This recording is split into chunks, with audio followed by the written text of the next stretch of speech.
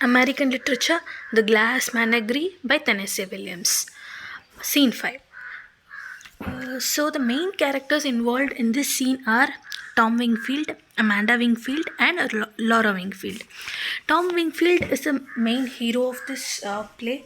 So, he plays a dual role, both as narrator and protagonist. When scene comes involving him, he becomes a protagonist and comes inside the play as a character, and the complete play is actually in the vision of the Tom. There he acts as a narrator. His central idea and character is all about escapism. He hates being bound by constraints in job and family, so he always wants escape and want to enjoy freedom in all aspects of his life. He is also highly dissatisfied with his monotonous job. So he writes poetry on one side and also tries to plot a job in merchant marines.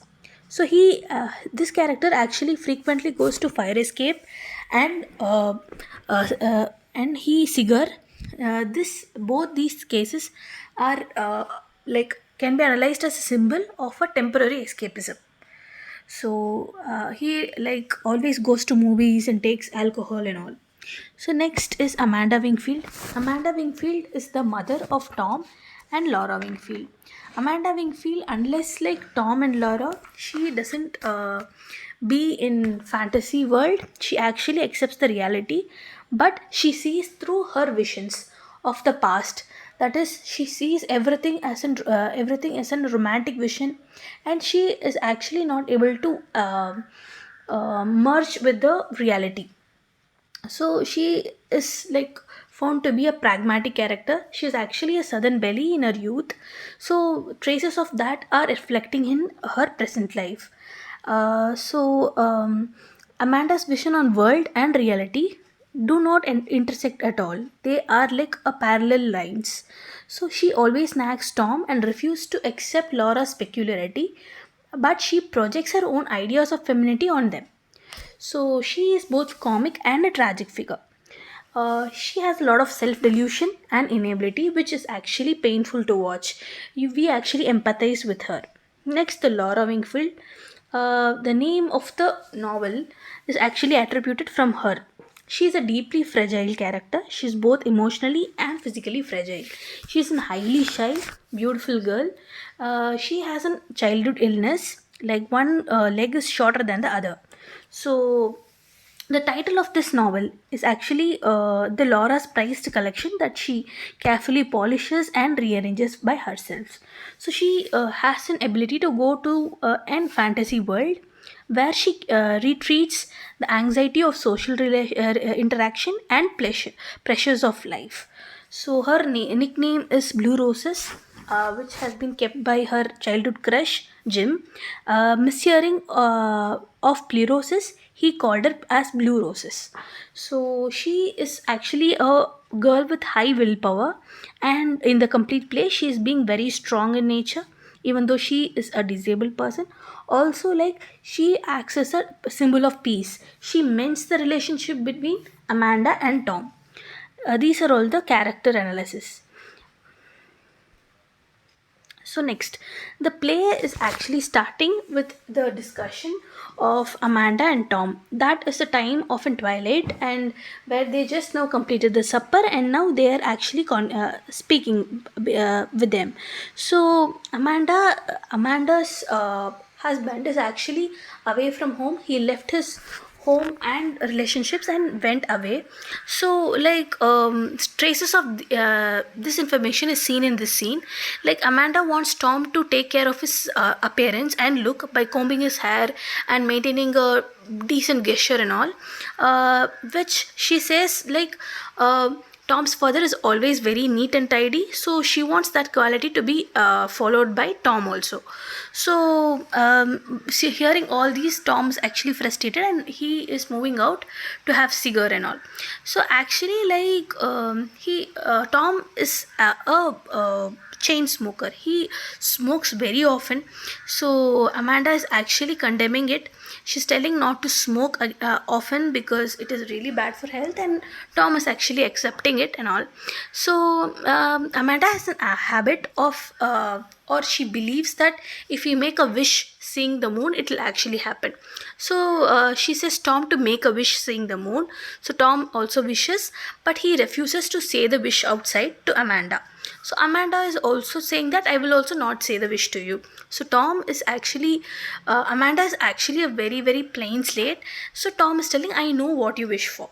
So, but Amanda is also accepting it, and she's telling, I wish for your happiness, both of her children's happiness, that is Tom and Laura's happiness. But Tom has actually guessed another thing. So he says, I expected that you would wish for a gentleman caller. So actually, Amanda said Tom to bring a gentleman caller for Laura as a groom. So that is what Tom is talking to Amanda all about. So Amanda wants Laura to be in a well settled family compared to the present situation. She wants a teetotaler for fiance of Laura. She wants a teetotaler, very well managed married man, a well educated, a well accomplished in career. That kind of a groom she wants all about. So all these expectations Amanda is telling to Tom. But Tom is like, he has already invited her to caller for the next day dinner. That is none other than his own friend. So he is nothing but he and Tom are actually friends, and he's nothing but Jim O'Connor. So he said he had called for Jim O'Connor the next dinner time. So hearing this, Amanda is shocked, and she is like so much excited, super excited, and she cleans up all the stuffs, and she plans for the dresses to be worn by herself and Laura, she's like very excited. So, seeing all these things, Tom is actually a bit frustrated, and he says not to react too much. It's just a meetup, and he says that he has not actually told to Jim that there's a sister and you wanna see him and all that stuff. He just invited him for a casual dinner. So hearing this, Amanda is a bit worried, but still she hopes for the best. She says like Laura is really beautiful girl, and they could actually fall in love. They will make up a very good relationship, and they could be a good couple.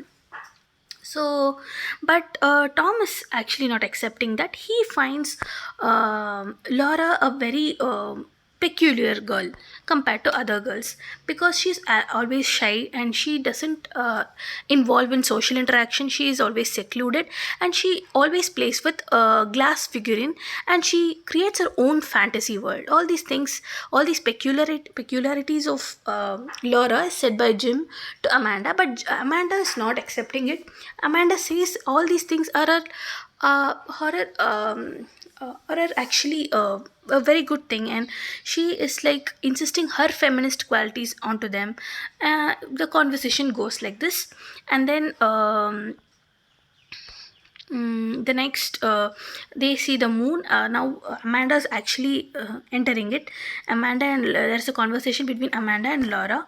Amanda's telling Laura to see the moon and make a wish. Actually, Laura is highly satisfied with whatever she has. She's not like other girls wanting more and more. So she asks her mom what to wish. There's nothing for me to wish. But Amanda says her to wish for happiness and good fortune, which is the forthcoming. That is the arrival of Jim O'Connor. So, knowing nothing, she is also wishing for it. And this is the end of the play completely. This is all about the conversation between Tom, Amanda, and Laura. So, the themes and the setting of this plot can be analyzed, so can be inferred as well. So, the themes of the play are memory, abandonment, illusion, and dream, escape. Memory is that in middle, the narrator, that is Tom, he actually speaks to the audience, and it is all like the memory of his past. Abandonment is related to the Tom, that is abandoned from his home. Illusion and dream, actually Tom and Laura, both of them are actually creating their own world and living in it.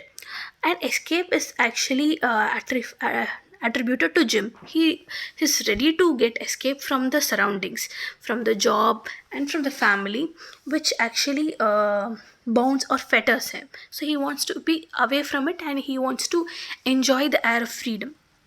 The symbols can be drawn from this scene is that glass menagerie.